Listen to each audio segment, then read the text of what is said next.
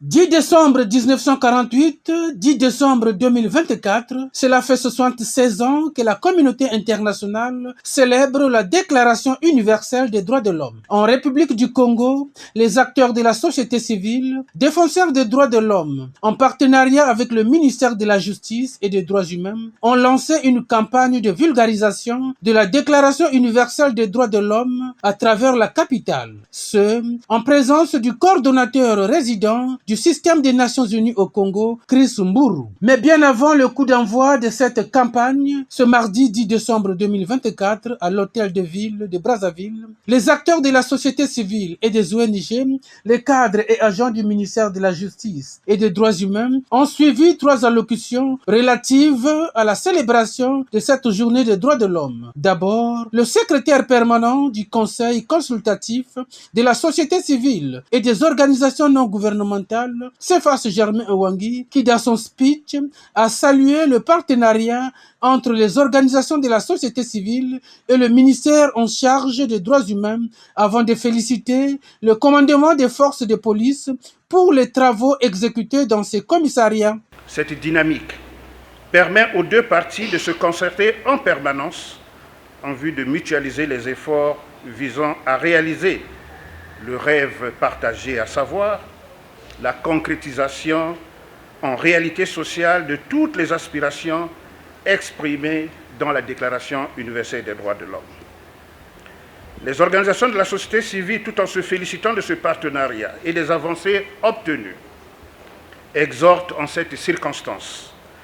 l'État congolais, qui a au premier chef la responsabilité et le devoir, même impératif, de protéger, de promouvoir et de rendre effectifs tous les droits de l'homme, à davantage d'efforts. Elle salue les travaux de qualité en exécution dans les commissariats de police visant l'amélioration des conditions de garde à vue et tiennent ici à féliciter le haut commandement des forces de police tout en souhaitant leur extension sur l'ensemble du territoire national. Aussi, les organisations de la société civile exhortent les pouvoirs publics à prendre des mesures et actions efficaces sur l'accès de tous, y compris les personnes démunies, aux services de justice, de mettre en place les mécanismes pour des sanctions sévères, exemplaires, contre les auteurs d'actes de torture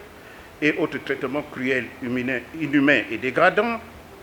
d'améliorer la qualité de prise en charge des personnes incarcérées dans les maisons d'arrêt, les rendant conformes aux règles minimales des Nations Unies sur les conditions de détention. En somme, les organisations de la société civile attachées à l'ensemble des principes édictés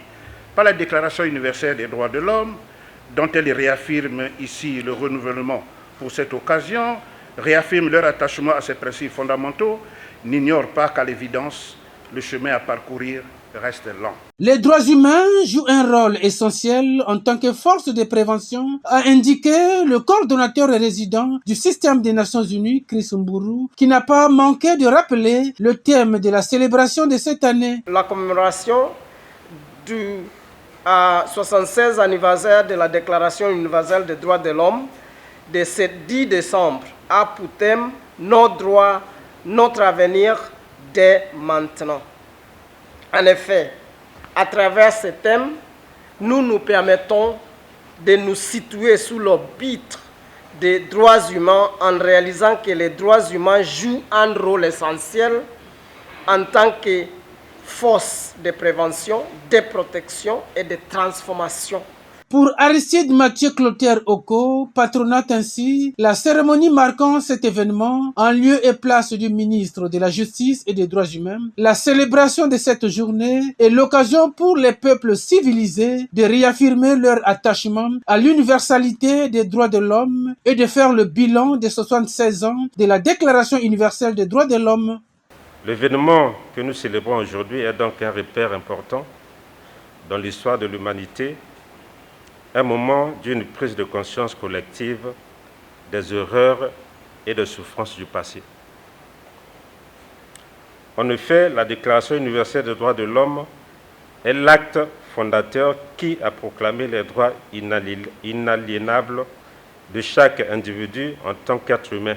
La commémoration de la journée du 10 décembre devient une coutume. Elle sera désormais célébrée chaque année de concert avec les acteurs de la société civile et des ONG de défense des droits de l'homme, a laissé entendre le représentant du ministre de la Justice et des Droits humains.